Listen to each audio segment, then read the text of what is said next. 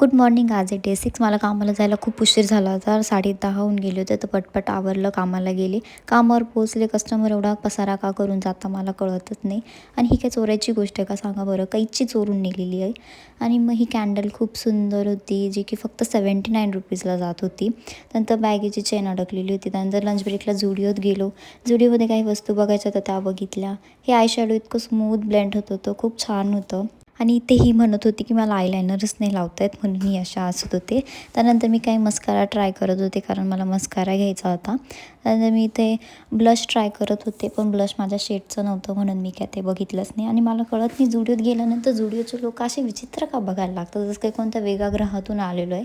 बरं, ते झालं. मग सामान घेतलं, बाहेर निघालो. गरज नव्हती तरी सामान घेतलं. आणि ते आम्ही हे डिस्कस करत होतो की कामाला जायचं नसतं तरी रोज कामाला यावं लागतं. बाहेर जाऊन फक्त 10-15 मिनटं झालं तर ते एवढा पसारा केला. टी ब्रेकला एका फ्रेंडचा व्हिडिओ कॉल आला होता, त्याच्यासोबत बोलत होतो.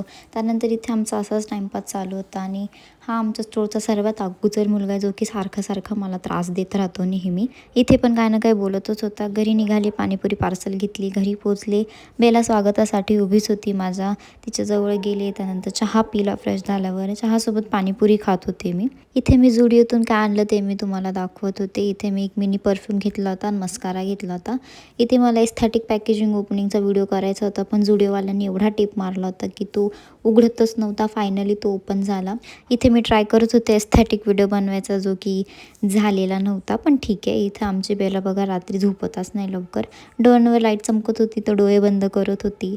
आणि उद्या माझा वीक ऑफ आहे, तर मी एकदम निवांतात उठणार आहे उद्या. Good night, bye.